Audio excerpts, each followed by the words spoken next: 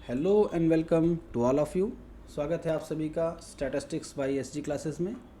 तो हम लोग एएसओ एआरओ 2026 की परीक्षा की तैयारी के लिए यहाँ पर जुड़े हुए हैं और अब तक हम लोगों ने अपने सिलेबस में 2 लेक्चर ख़त्म कर लिए। Lecture 1 statistics and lecture 2 classification and presentation classification and tabulation.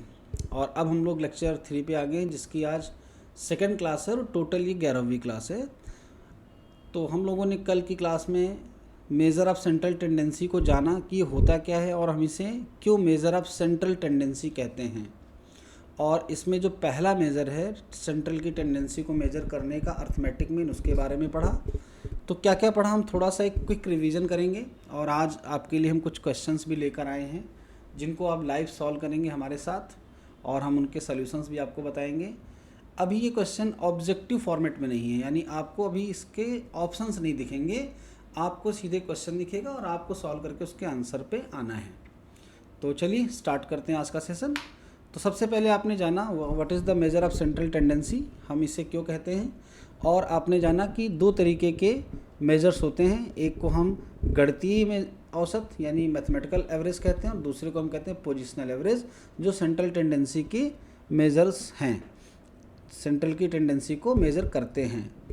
कौन कौन से हैं? अर्थमेटिक, ज्योमेट्रिक एंड हार्मोनिक, ये इनको हम मैथमेटिकल एवरेज कहते हैं। और दूसरे हैं माध्यिका, मोड, बहुलक, पार्टीशन वैल्यूज़, विभाजन मान, इनको हम कहते हैं पोजिशनल एवरेज। तो जब माध्यिका पे या मीडियन पे हम आएंगे तब आपको और क्लियर होगा कि हम इन्हें पोजिशनल एवरेज क्यों कहते हैं। ठीक है, आगे बढ़ते हैं। नेक्स्ट स्लाइड में हमने अर्थमेटिक मीन के बारे में जाना, किन किन तरीकों में हम इसे किस किस अलग फार्मूले से कैलकुलेट करते हैं। वेटेड अर्थमेटिक मीन के बारे में भी जाना, डिस्कशन नहीं करेंगे डिटेल में क्योंकि हम कल की क्लास में इसका डिस्कशन कर चुके हैं। और आपने कुछ सवाल देखे। तो आज की क्लास में हम लोग प्रॉपर्टीज़ को आगे बढ़ाएंगे। कल की क्लास में हमने एक प्रॉपर्टी क्या पढ़ी थी, sum of the deviation from arithmetic mean is always 0। Stats वालों को ये प्रॉपर्टी क्लियर है, लेकिन नॉन स्टैट्स कल के बच्चों ने भी कल इसको समझा कि कैसे ऐसा होता है विद एग्जांपल। सेकंड प्रॉपर्टी थी चेंज ऑफ ओरिजिन और इसके बाद थर्ड प्रॉपर्टी थी change of origin and scale at the same time. Scale को अलग से भी पढ़ा जा सकता है और मैंने आपको कल कराया भी था, पहले केवल स्केल का कराया, केवल ओरिजिन का कराया और बाद में दोनों को साथ में कराया। आज हम स्टार्ट करेंगे एक नई प्रॉपर्टी से जो अर्थमेटिक मीन की प्रॉपर्टी है। इसको पढ़ेंगे, समझेंगे और फिर देखेंगे कि क्या होगा अगर हम इस रूल को फॉलो ना करें। यानी ये इस प्रॉपर्टी में जो बताया जा रहा है, अगर हम इसके रूल को वायोलेट कर दें तो ये जो कह रहा है वो होगा भी नहीं। अब हम समझते हैं पहले ये प्रॉपर्टी कह क्या रही है। तो हिंदी मीडियम वाले बच्चों को कभी भी कोई दिक्कत हो तो बोलेंगे। अभी हम शुरुआत यहाँ से करते हैं। सम ऑफ स्क्वायर्स, इसका मतलब हमें समेसन करना है। किसका समेसन करना है?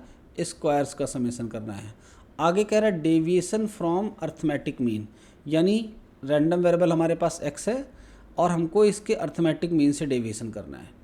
अब हमारे पास जो x की वैल्यूज़ होती हैं वो सिंगल तो होती नहीं, हमारे पास कितनी होती हैं?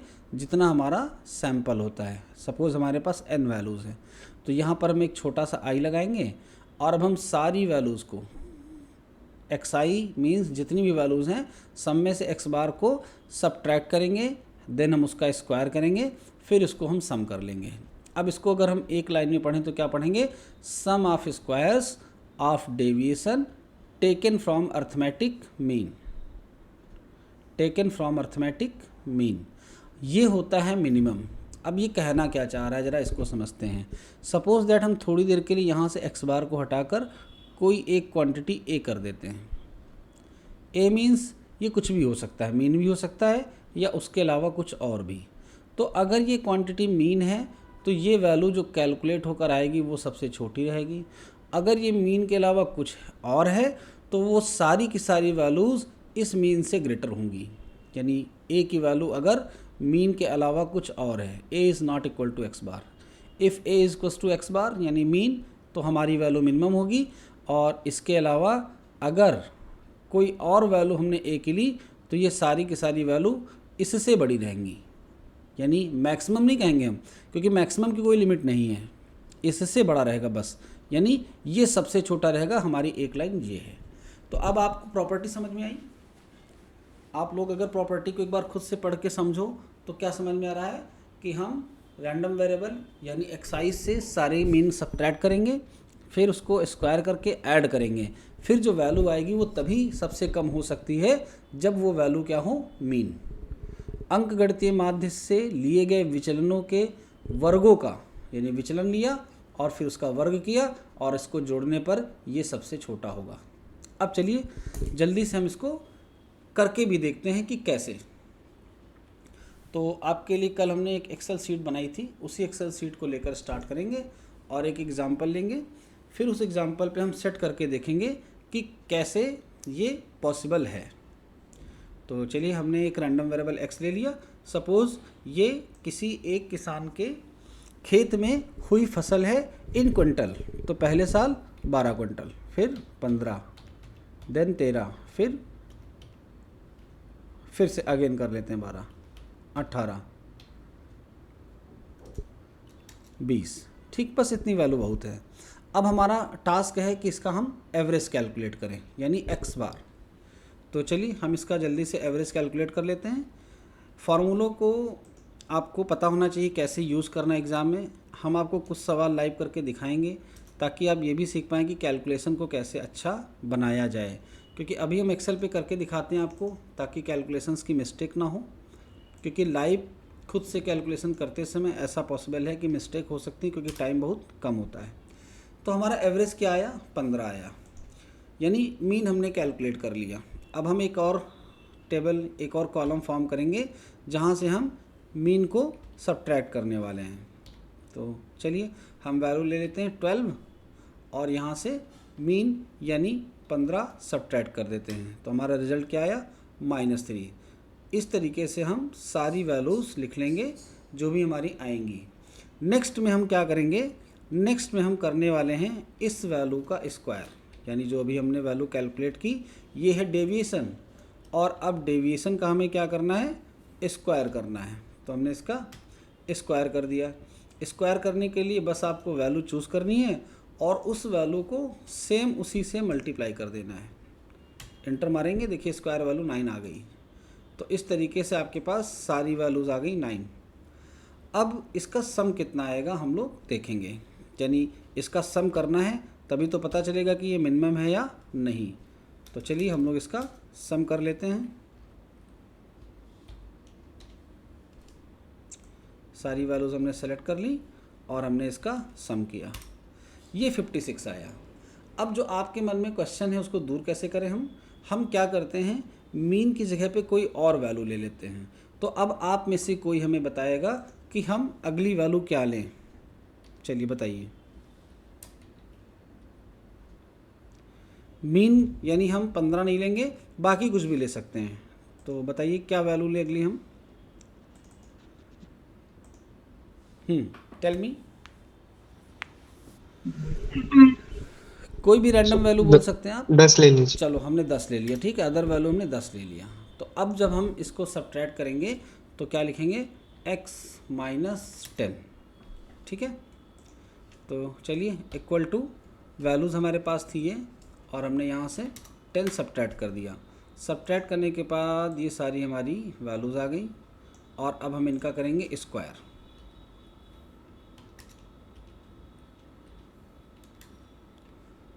चलिए स्क्वायर कर लेते हैं इनका हम।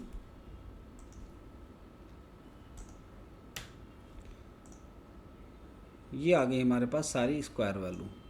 बस अब हमें क्या देखना है, इनका सम देखना है ना। स्क्वायर वैल्यूज़ आपको दिख रही हैं सारी, हाँ सही है, मैच्ड है। चलिए इक्वल टू करके हम इसका सम कर लेते हैं।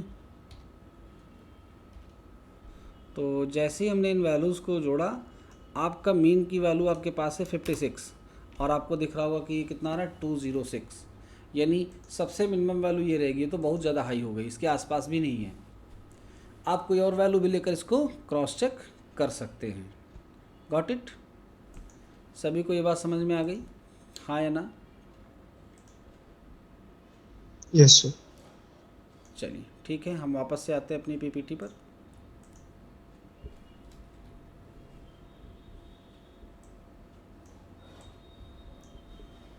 चलिए नेक्स्ट स्लाइड पे चलेंगे हम लोग।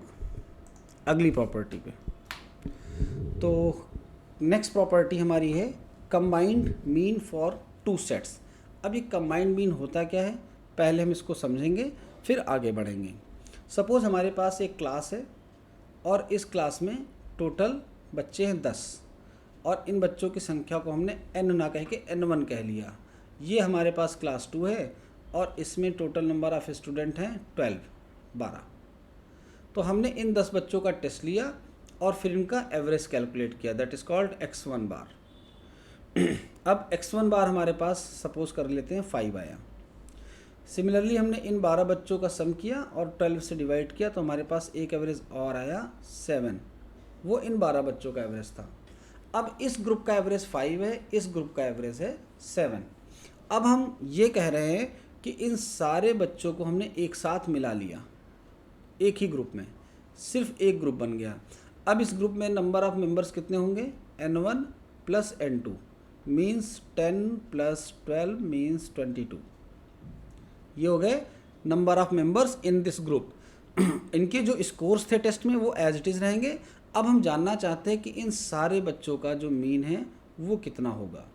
तो मीन का आपको फार्मूला पता है क्या, हम ऊपर क्या करते हैं, सारे ऑब्जर्वेशंस का सम करते हैं और नीचे क्या लिखते हैं, नंबर ऑफ ऑब्जर्वेशंस।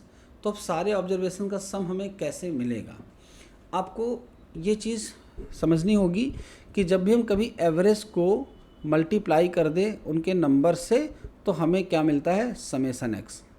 अगर आप फार्मूले को देखें तो मीन का फार्मूला आपके पास क्या था, 1/n सिग्मा एक्स। ये फार्मूला सबको पिछले क्लास में पढ़ाया गया है। यहाँ से n इस तरफ डिवाइड कर रहा है, जितने बच्चे मैथमेटिक्स पढ़ रखे हैं n इस तरफ जाएगा तो क्या करेगा, मल्टीप्लाई करेगा, यानी ये हो गया n x बार और इधर क्या बच रहा है, समेसन ऑफ x यानी सीरीज़ का सम, जिसको हम कह सकते हैं टोटल ऑफ ऑब्जर्वेशंस, यानी सिग्मा एक्स की वैल्यू आती एन एक्स बार। तो हमको अगर पूरे ग्रुप का मीन निकालना है तो हमारे पास सबसे पहले क्या होना चाहिए, पूरे ग्रुप का टोटल। तो पहले ग्रुप का टोटल हमने कैसे निकाला, n1 x1 बार, यानी हमने इसके मीन को इसके नंबर से मल्टीप्लाई किया और अभी यहाँ हमने देखा कि ये टोटल आता है तो इसका टोटल आ गया। अब दूसरे ग्रुप का टोटल कैसे आएगा, n2 x2 बार, और पूरे ग्रुप के टोटल के लिए हम बीच में क्या लगाएंगे, प्लस। और अब पूरे ग्रुप का टोटल आने के बाद हम इसको टोटल नंबर ऑफ मेंबर से डिवाइड करेंगे। तो टोटल मेंबर अब हमारे ग्रुप में कितने हो गए, n1 प्लस n2। तो ये क्या बन गया, this is becomes the formula of combined mean, यानी दोनों की दोनों सीरीज़ का, दोनों के दोनों सेट का मिलकर जो मीन आएगा वो ये बन गया।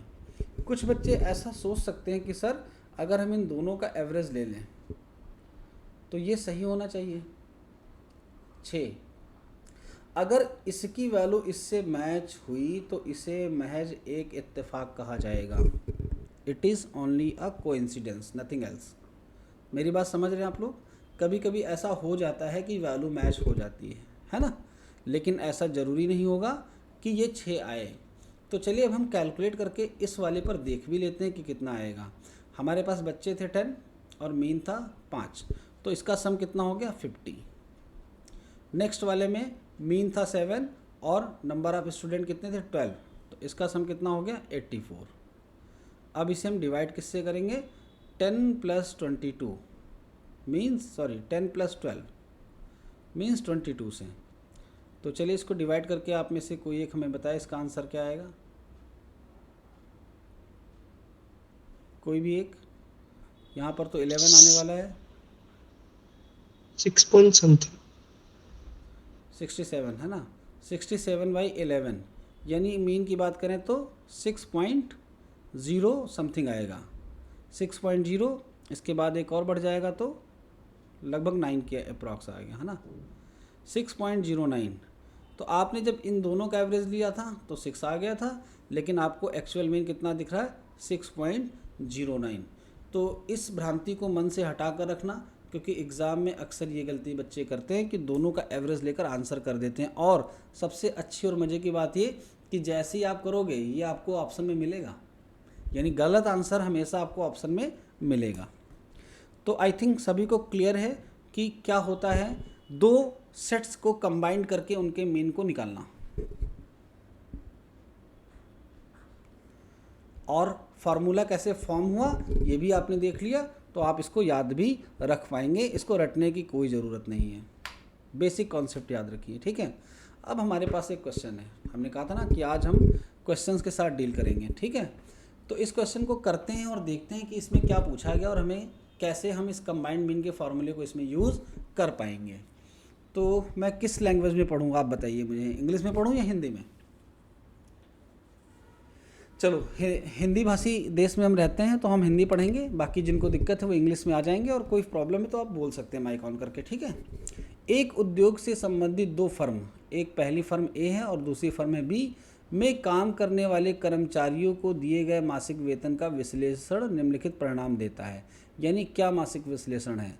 सबसे पहले वेतन भोगियों की संख्या, यानी फर्म ए में टोटल 586 मेंबर्स कार्य करते हैं, जिनको हम N1 कह सकते हैं अपनी भाषा में, और फर्म बी में 648 जिसको हम कह सकते हैं N2। औसत मासिक वेतन, यानी ये एवरेज दिया हुआ है 525, तो अगर फर्म ए की बात करें तो हम इसे x1 बार कह सकते हैं, और फर्म बी की बात करें तो हम इसे x2 बार कह सकते हैं। अब हमें निकालना क्या है? पहला है कौन सी फर्म ए या बी मासिक वेतन के रूप में अधिक राशि का भुगतान करती है। तो पहला है राशि निकालना, यानी टोटल कंपनी ए कितना पैसा अपने कर्मचारियों को बांट देती है। तो एवरेज कितना आया कंपनी ए का? 525 रुपये, और इसके कर्मचारी कितने थे? 586। तो अगर हमें ये पता करना है कि टोटल कितना रुपया इसने बांटा कर्मचारियों में, तो हमें इन दो नंबर्स को मल्टीप्लाई करना पड़ेगा, 525 586। और सिमिलरली कंपनी बी के लिए भी हमें यही करना पड़ेगा, 648 इंटू 475। तो आप देखकर अनुमान नहीं लगा सकते डेटा को कि किसका ज़्यादा होगा, दोनों को मल्टीप्लाई करने के बाद ही पता चलेगा कि किसका ज़्यादा है। तो अब इसका आंसर शायद मुझे देने की ज़रूरत नहीं है, आप लोग मल्टीप्लाई करेंगे और ख़ुद से बताएंगे कि कंपनी ए का मासिक वेतन जो उसने टोटल अपने कर्मचारियों में डिस्ट्रीब्यूट किया वो ज़्यादा है या कंपनी बी का। हम आते हैं बी पर। बी में क्या पूछा जा रहा है? दोनों फर्म ए और बी के सभी कर्मचारियों के औसत मासिक वेतन का माप क्या है। औसत मासिक वेतन के बारे में पूछा जा रहा है ना। तो अब औसत मासिक वेतन कैसे निकालेंगे? इसके लिए हमको क्या निकालना पड़ेगा? दोनों कंपनियों का अलग अलग मीन निकालना पड़ेगा, है ना। तो अलग अलग मीन कैसे निकालेंगे हम लोग? अलग अलग मीन निकालने के लिए हम लोग पहले इनका जो मीन आया था फार्मूला वही अप्लाई करेंगे, N1 x1 bar N2 x2 bar divided by N1 plus N2। तो टोटल फार्मूला बेस्ड क्वेश्चन है, इसमें कोई भी एक्स्ट्रा आपको अलग से दिमाग नहीं लगाना है, लेकिन आगे ऐसे क्वेश्चंस आएंगे जिसमें थोड़ा सा आपको सोचना पड़ेगा। तो क्या मैं इसकी कैलकुलेशन करके दिखाऊं आप लोगों को? बताइए।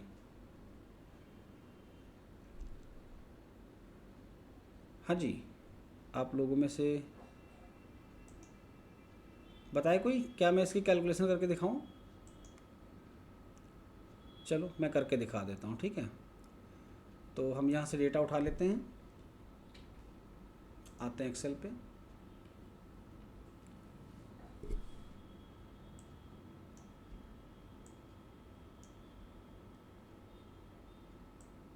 तो सबसे पहले क्वेश्चन को देख लेते हैं, इसका आंसर क्या होगा।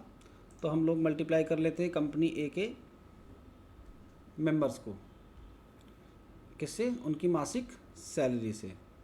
586 इंटू 525, और ये कितना आया है? 3,07,650 रुपये। चलिए बी का कर लेते हैं। बी का है 586 into 648 into 475। This one is, कौन सा ज़्यादा निकल रहा है बताइए, कंपनी ए का या बी का? बी का। तो अब ये देखकर अनुमान नहीं लगाया जा सकता था, आपको दिख रहा होगा कि दोनों बेहद करीब है एक दूसरे के, है ना। अब हम आते हैं किस पे? कंबाइंड एवरेज पे। तो कंबाइंड एवरेज के लिए हमें करना क्या है? दोनों को ऐड कर लेना है, जो ऊपर वैल्यूज़ दी गई इनको ऐड कर लेते हैं। ऐड करने के बाद इनको डिवाइड करेंगे टोटल नंबर ऑफ मेंबर से।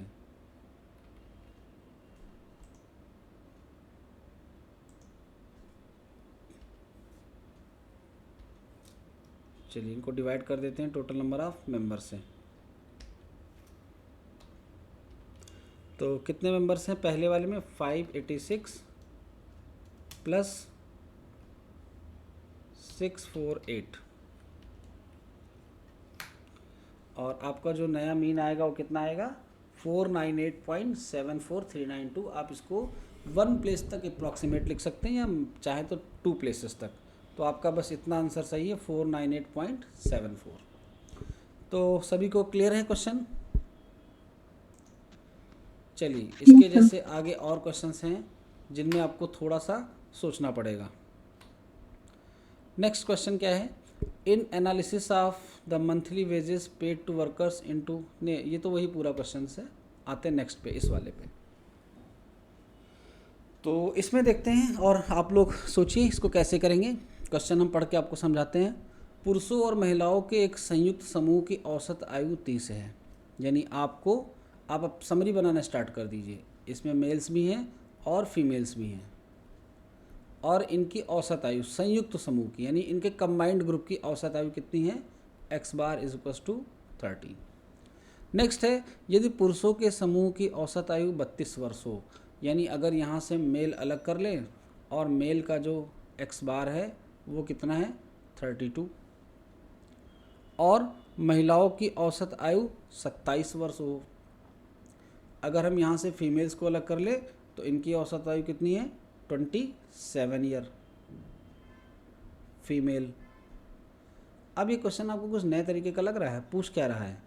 तो समूह में पुरुषों और महिलाओं की का प्रतिशत ज्ञात कीजिए, यानी कितने परसेंट मेल हैं और कितने परसेंट फीमेल हैं।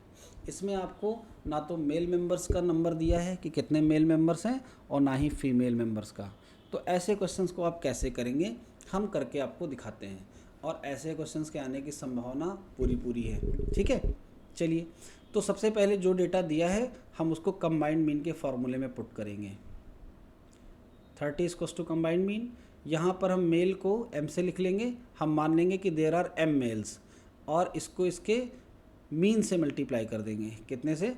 32 से। मेल का जो मीन था वो 32 था, प्लस ये नंबर ऑफ फीमेल्स हो गए, और इनको मल्टीप्लाई कर लेंगे इनके, और अपॉन में क्या लिखेंगे? टोटल नंबर ऑफ मेंबर्स, यानी मेल प्लस फीमेल।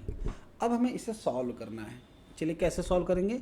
तो जिसने अलजेब्रा पढ़ रखी है, हम इसको ले जाकर इधर से मल्टीप्लाई करेंगे तो हमारे पास क्या रिजल्ट आया? 30m plus 30f। इस तरफ क्या आने वाला हमारे पास? 32m plus 27f। सॉल्व करने के लिए हम इस 30m को इस तरफ ले आएंगे तो ये 32 से माइनस हो जाएगा। 32m minus 30m means 2m। अब इसके बाद आते हैं किस पे? फीमेल पे।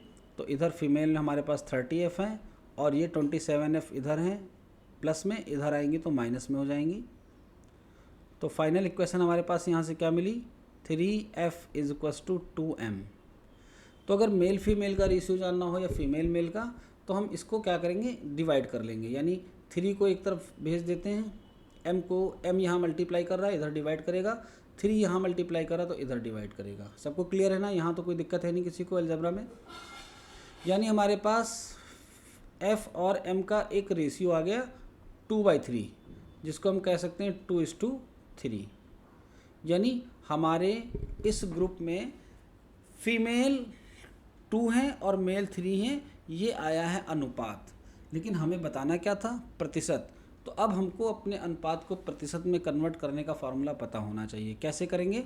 सबसे पहले अगर हम फीमेल का प्रतिशत निकालें तो फीमेल हैं 2, टोटल कितना है 5, और इनटू करेंगे इसको 100 से, तो ये कितना आएगा हमारे पास? 40%। यानी फीमेल्स 40% है तो दूसरा निकालने की ज़रूरत नहीं है। मेल कितना हो जाएंगे? 60%। यानी हमको एग्जैक्ट नंबर नहीं पता चल पाया, लेकिन हमारा परसेंटेज पता चल गया कि there are 40% female and 60% male. तो किसी को कोई डाउट हो इस क्वेश्चन में तो बोल सकता है।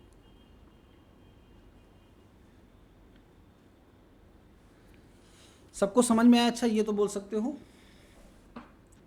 यस सर, समझ में आ गया है। ठीक है, कैसे करना है ऐसे क्वेश्चंस को? इजी तरीका यही है, आपको बस सिंपल, और आपको स्पीड अपनी बढ़ानी है, क्योंकि देखो जब हम क्वेश्चन को समझा रहे होते हैं तो स्पीड धीमी होती है, लेकिन अगर हमें इसे करना हो तो हम बहुत तेज़ी से कर सकते हैं।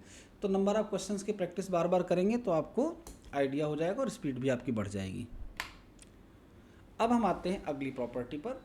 अगली प्रॉपर्टी में जो दो ग्रुप थे उनको कन्वर्ट कर दिया गया है दो ग्रुप से ज़्यादा में, यानी हम n की जगह पे अब की बार कितने ग्रुप ले रहे हैं? r ग्रुप्स ले रहे हैं।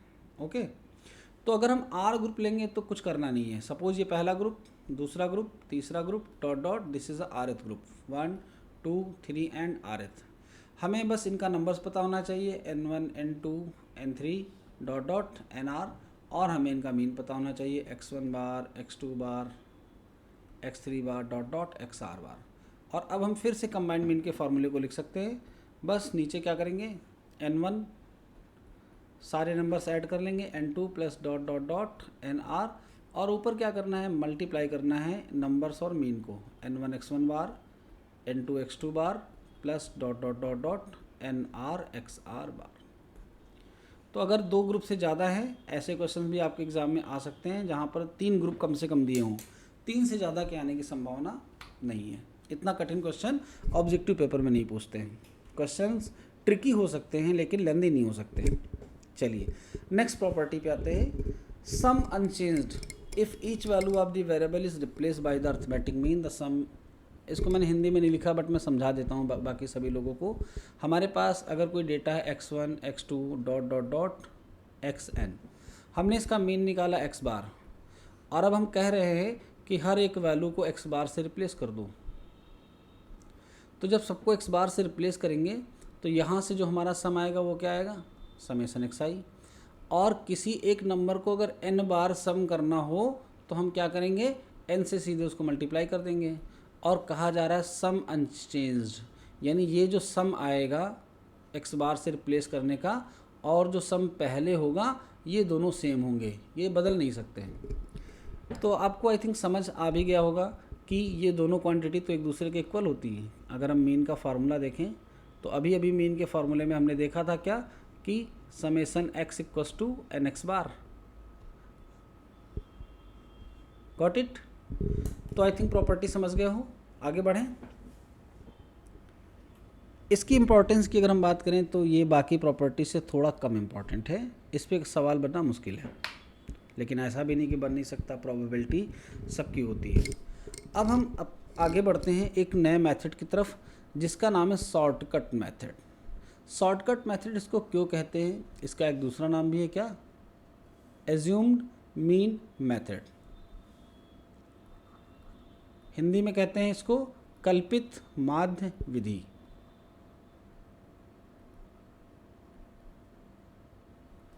क्या कहते हैं, कल्पित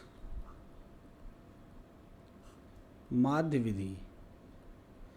अब ये कि इसकी हमें ज़रूरत क्यों पड़ी, तो जो बच्चे कैलकुलेटर का या एक्सेल का यूज़ नहीं करते हैं एग्ज़ाम के टाइम पे, उनको सवाल को अगर तेज़ी से सॉल्व करना है तो इस मेथड से क्वेश्चन जल्दी से सॉल्व हो जाते हैं। अब कैसे, हम इसका पूरा कॉन्सेप्ट आपको समझाते हैं।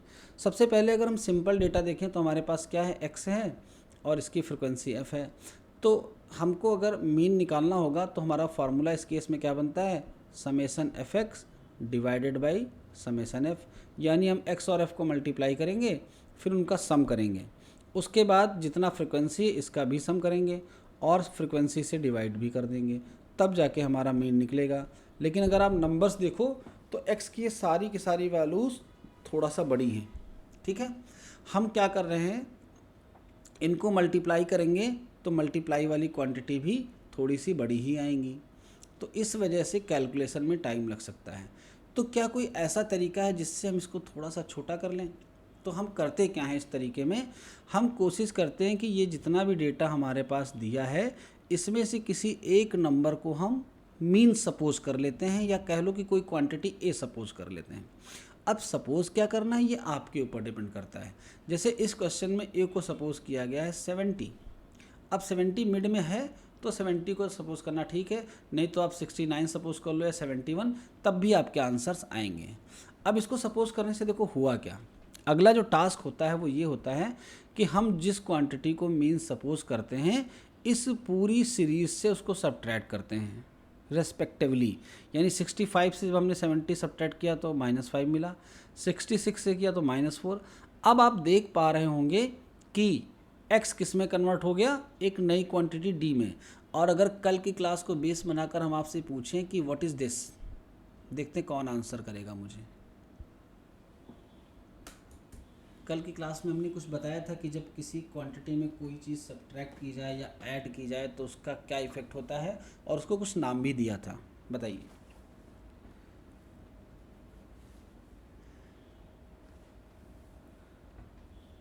इतना जल्दी कैसे भूल गए भाई, पूरा समझाया भी था मैंने और करके दिखाया भी था।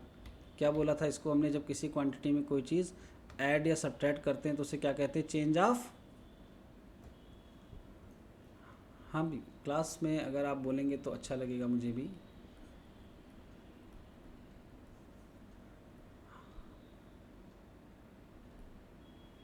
याद आया कि नहीं?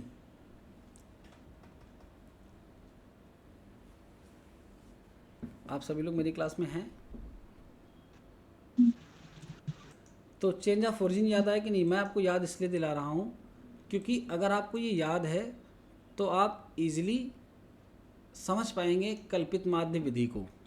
इस वाले सेक्शन में हुआ क्या था, जब हमने पहले वाले सीरीज़ का मीन निकाला था और उसके बाद ऐड होने के बाद कंबाइंड सीरीज़ का मीन निकाला था, तो आपने देखा होगा कि यहाँ पर क्वांटिटी ए ऐड थी तो जो नया वाला मीन था उसमें भी ए ऐड होकर आया था। और अगर हम कोई चीज़ सब्ट्रैक्ट करेंगे तो मेन मीन में ये ए सब्ट्रैक्ट होकर रिजल्ट में आएगा। ये आपने देखा था ना, इफेक्ट पड़ता था मीन पे। अब इसको यूज कैसे करेंगे देखिए।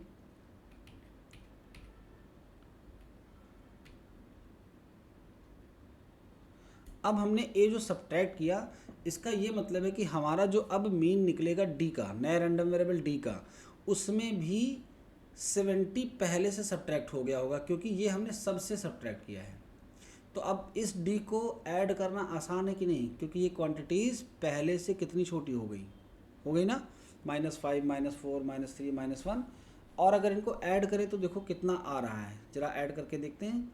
1 2 3 इसको ऐड करेंगे तो ये 6 हो गया। माइनस वाली क्वांटिटीज़ ऐड कर लेते हैं, 4 4 8 और 8 5 13 यानी -13। तो जब -13 और +6 होगा तो ये सम कितना आने वाला है हमारे पास, -7। ठीक है।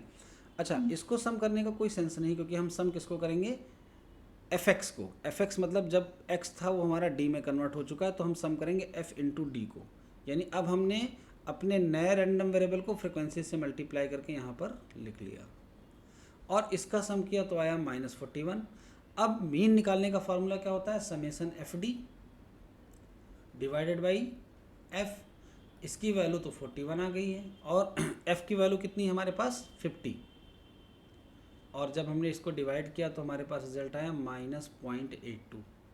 अब जब हमने हर वैल्यू से 70 सब्ट्रैक्ट किया था तो जो नया मीन आएगा उसमें से भी तो 70 सब्ट्रैक्ट हो गया होगा ना।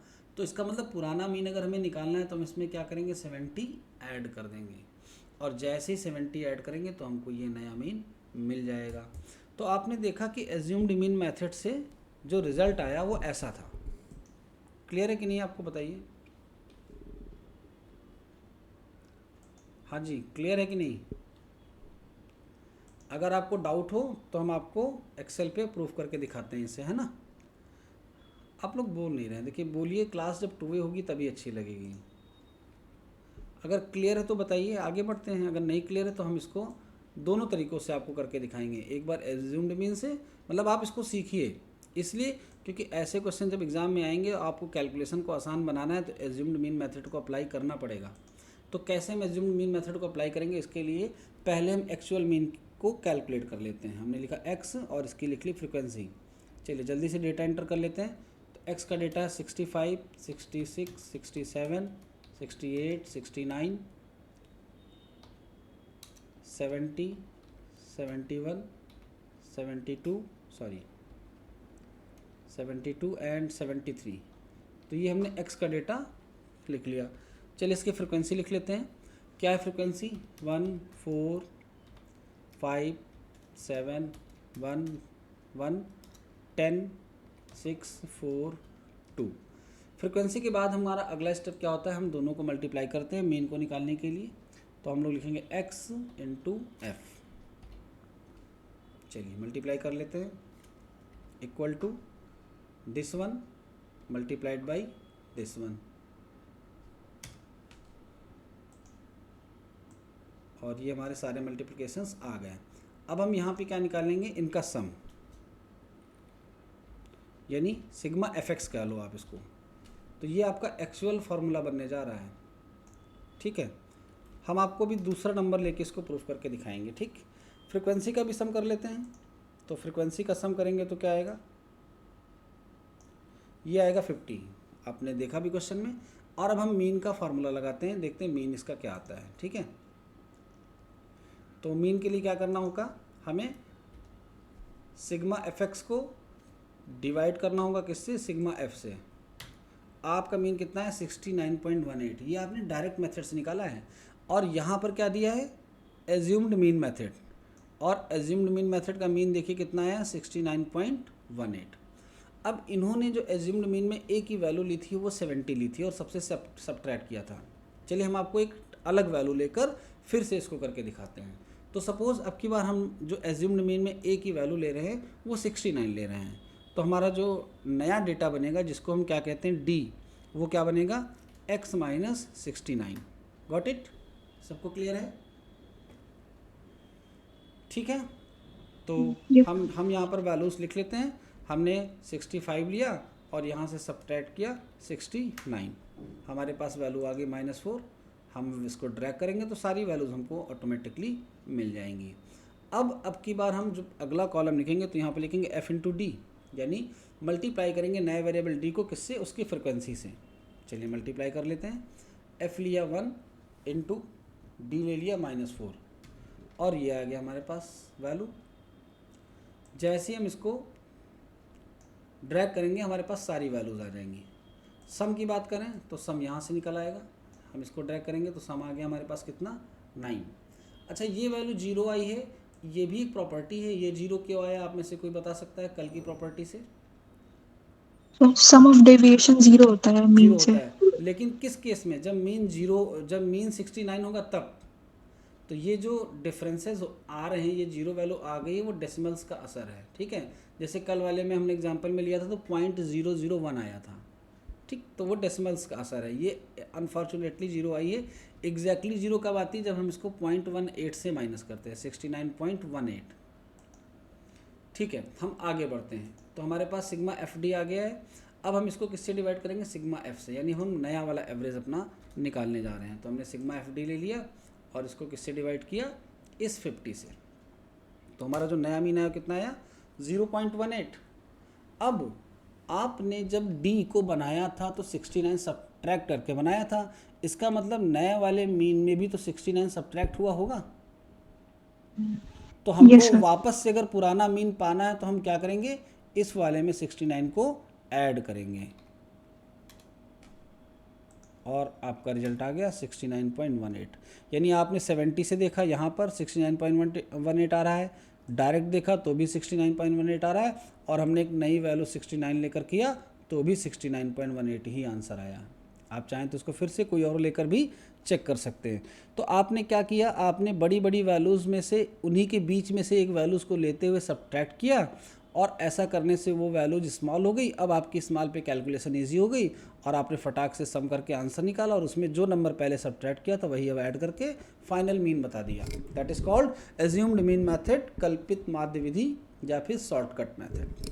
क्लियर है सबको? Yes sir.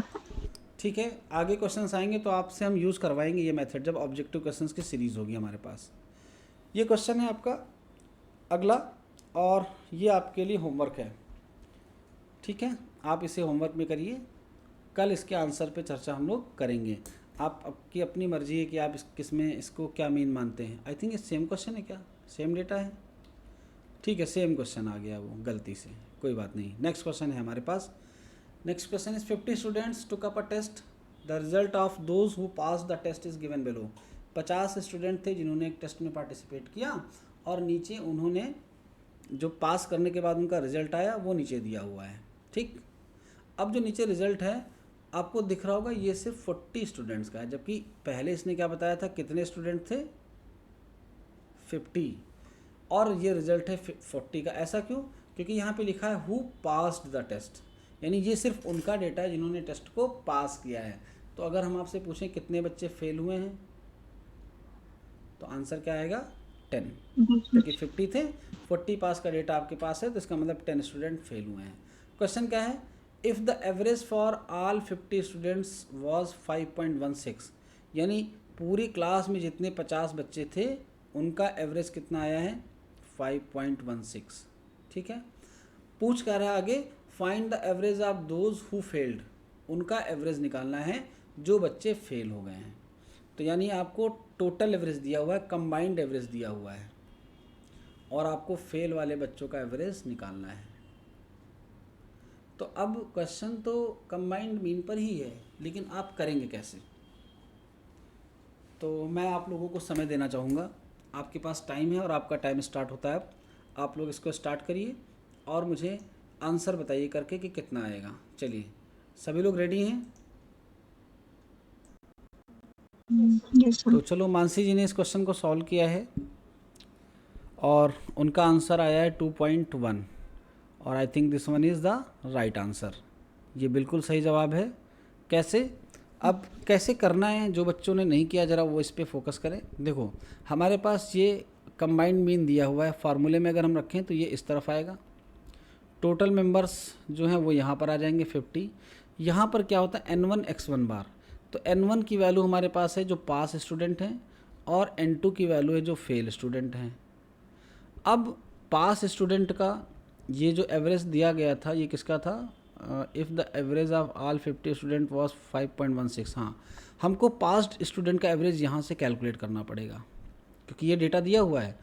तो कैलकुलेट करने के लिए हम सबसे पहले फ्रीक्वेंसी को सम करेंगे, ये 40 है, और फिर हम किसको सम करेंगे, एफएक्स को।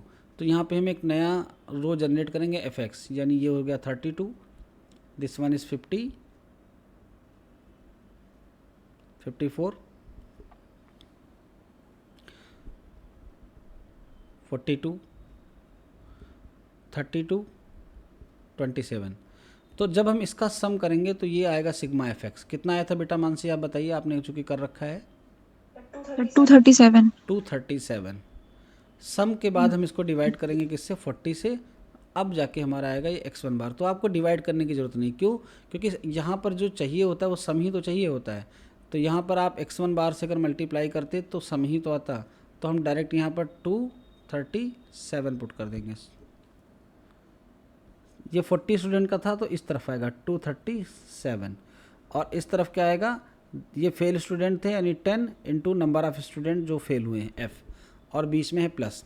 अब इसको हमें सॉल्व करना है, तो सबसे पहले हम 50 को इधर मल्टीप्लाई कर देंगे, 5.16 इंटू 50 और माइनस 237 इधर ऐड हो रहा था, इधर सब्ट्रैक्ट होगा, और फिर हम इसे डिवाइड करेंगे किससे, 10 से। ये बन जाएगा नंबर ऑफ़ फेल स्टूडेंट। तो आप अगर इसको सॉल्व करेंगे तो आपका आंसर कितना आएगा, 2.1। ठीक है, ये कैलकुलेशन सारी दी हुई है। और अब हम आगे बढ़ते हैं नेक्स्ट क्वेश्चन की तरफ। इसकी मेरिट और डिमेरिट पे हम लास्ट में चर्चा करेंगे, और मीन के कुछ क्वेश्चंस और हम ऑब्जेक्टिव आपके लिए लेकर आएंगे जब ऑप्शंस भी होंगे। तो आज की क्लास को यहीं वाइंड अप करेंगे, और कोशिश करेंगे कि अगली क्लास में हम नया measure of central tendency start करें, यानी कोई और भी है जिससे हम सेंट्रल टेंडेंसी को मेज़र कर सकते हैं। तो आज की क्लास में किसी का कोई डाउट? No, sir. चलिए ठीक है, तो आप लोग चैनल पे तो वॉच कर ही रहे हैं, एप्लीकेशन डाउनलोड कर लीजिए जहाँ पे आपको नोट्स और आगे की पेड क्लासेस मिलेंगी। थैंक यू, जय हिंद, मिलते हैं ब्रेक के बाद। Thank you, sir.